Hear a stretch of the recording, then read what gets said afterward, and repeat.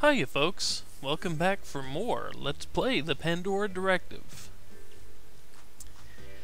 Last time we learned a whole lot of very disturbing things about aliens crash landing in the government, specifically a few branches of it, trying to take advantage of the fact that we have alien technology, and in fact, well, a whole lot of things went bad.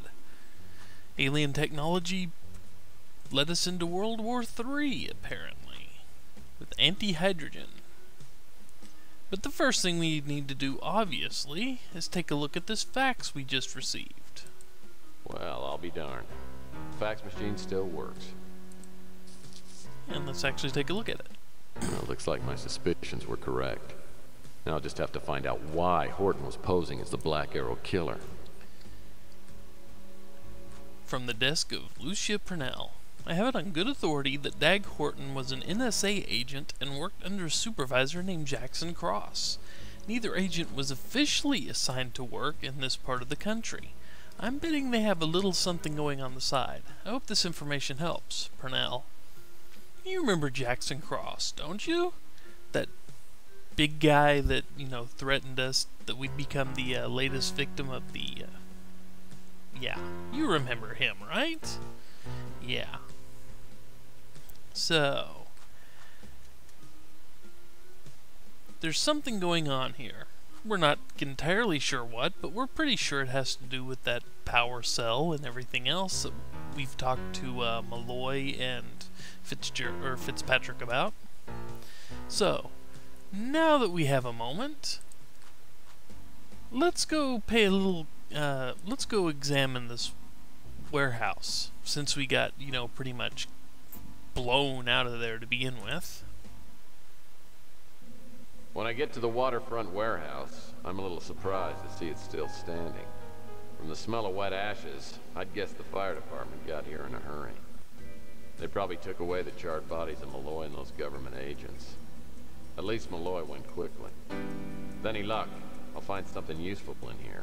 If anything survived the explosion, that is. If anything did indeed. The box looks like it's empty. There's something under it. Here's a little tidbit our government boys missed. Well, if they missed it, we want it. According to this postal receipt, Malloy sent out 5 packages 9 days ago. I guess that tells me how many boxes I'm looking for. Uh-huh.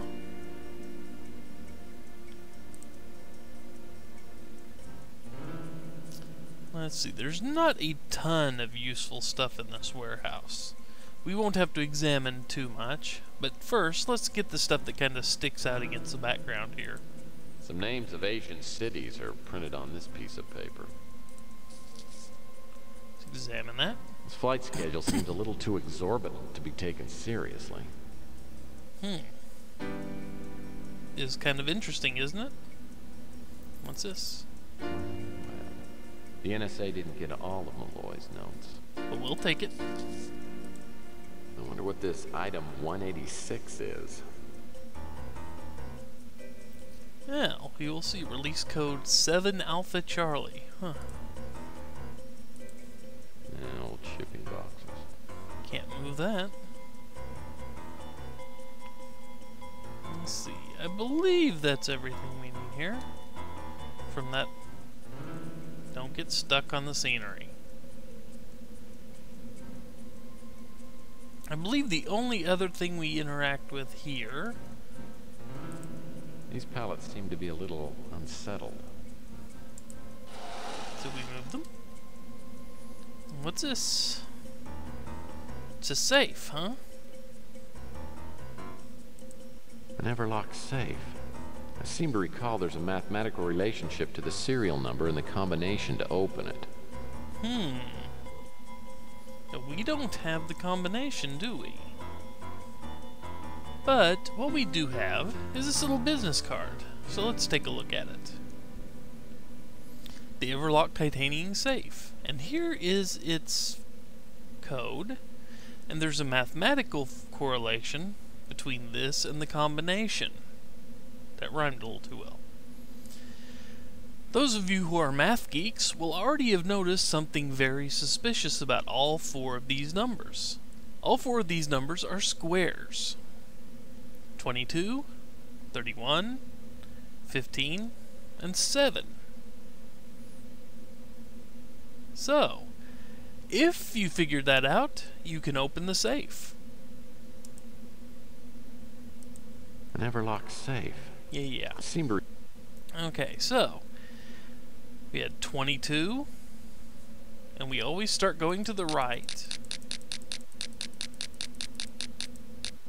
22, then we go left to 31,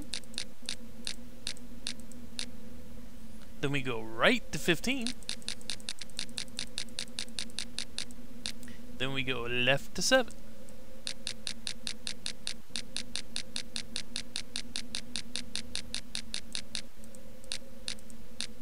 And it opens. Ta-da! Okay, come on. Give me control back. Thank you. It's a scrap of paper with some hand-drawn diagrams on it. This scrap refers to some sort of containment chamber with instructions on how to open it. This comes in useful about 2 days from now. But containment chamber, you have an opening, a panel, a base. Use blue cross, yellow circle to open. The only way. But we're not sure what that's the only way to yet. We figure it out later. How nice. I can always use an extra key. An extra key, and somewhere Malloy was working fairly closely. And there was a locked door back at his house, or back at his room. So, I do believe that we have everything we need from here. I do believe. We need the receipt, the schedule, yeah, I do believe that's it. If I've missed anything, I will come back. But for now, let's go take a peek in his closet. Since that is what the key is used for.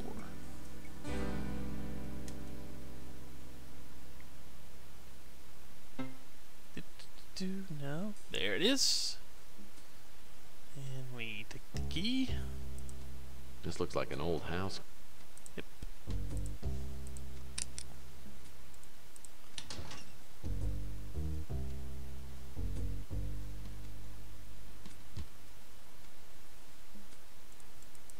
This paperback book's well worn. What is it? From the imprints on this page, I'd say Malloy was writing on the title page and then tore it out. Looks like Malloy might have been trying to make an anagram out of the title. There are messages from outer space. Oh, a briefcase. This should be interesting. Well, what do we have here?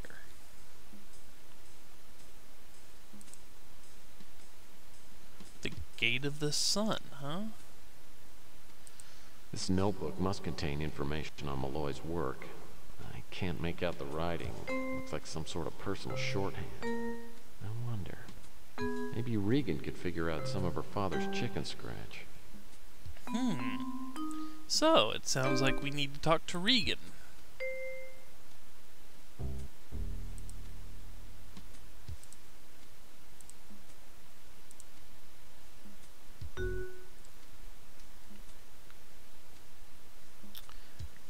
You know, it just occurred to me that I've been forgetting to do something.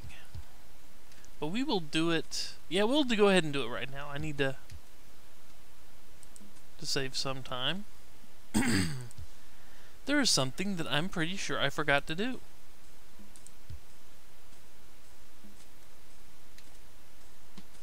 And where is that one CD?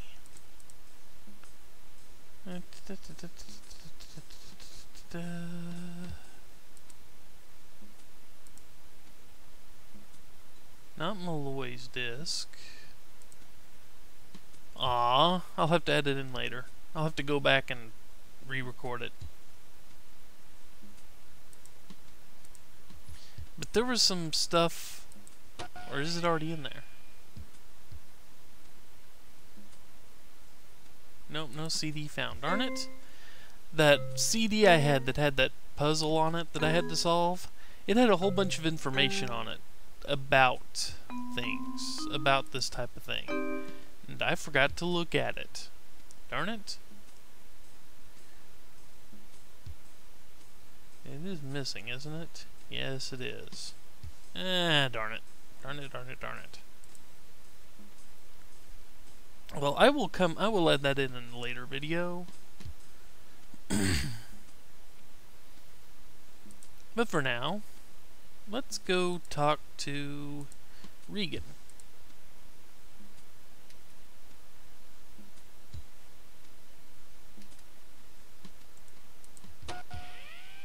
Oh. Oops. I don't have her number. Where is it? Regan's notes. Here we go. Now we have her number. Oops. Bad me.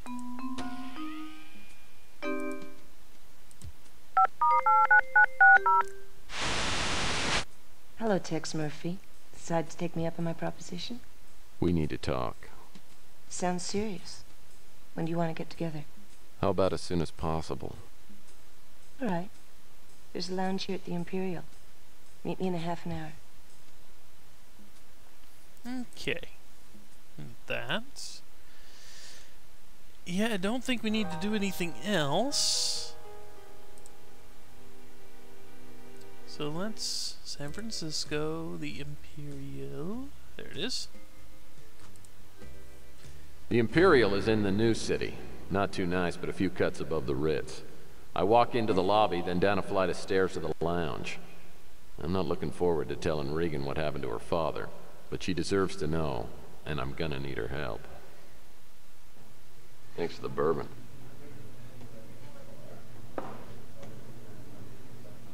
Is everything okay? Tell me about your father. My father worked for the military. I was born in China. I was raised there. We were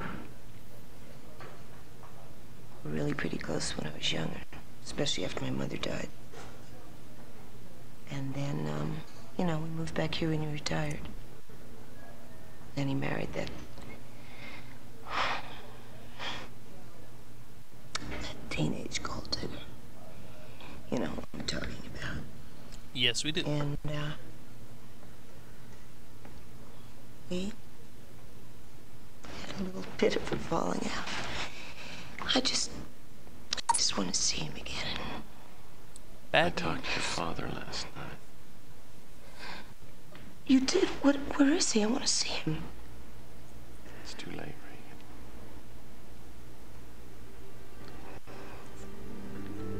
What do you mean? NSA killed him. He almost got both of us last night. I'm sorry.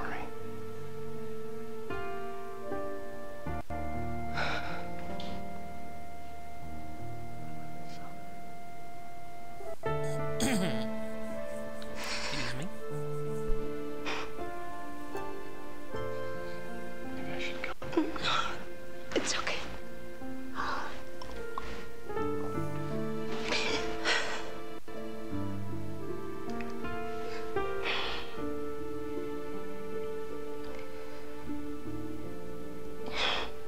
You always knew they were gonna get him. That's why he didn't want me to know about his work. That's why he sent all those boxes out. I recovered something. See if it looks familiar to you. Yes, it's my father's. I recognize his writing. But he wrote it all in his own personal shorthand. It's almost impossible for me to figure out. Why don't you give it a try anyway? It's one of the leads I'm working on to see what your father was doing. It's lucky the NSA didn't get this. You think it's that important? Yeah, I do. I remember a conversation he had with a man who said that if he could make a translation, it would be worth a fortune. Maybe it's tied to the boxes. I brought mine with me. Yeah, I had one, but the NSA confiscated it. But I know somebody else who's got one. Who? Gordon Fitzpatrick. Oh, God. Gordon Fitzpatrick. I haven't heard that name since I was a little kid. He used to work for my father. Well, he's as anxious to recover the boxes as you are. In fact, he's paying my tab. I say we form a triple alliance. He's got more connections than either one of us have got. Let's wait and see what happens. Here, take a look at this. My father made it when we were in Peking, and several others like it. He didn't show me how to open it, though. How many of these are there? Oh, 5, I think. Well, that matches the receipt. Look, why don't you let me take this and see if I can get it opened up? I'm not sure I like that idea. I mean, you could open it up and find the others and take all the money for yourself. God damn the money, woman. Listen, Regan, you gotta trust me. You can't do this by yourself. Nobody can. You need my help, and I need your help. I guess I don't have much choice, do I? Tex, don't run out on me. I already lost my father. I won't.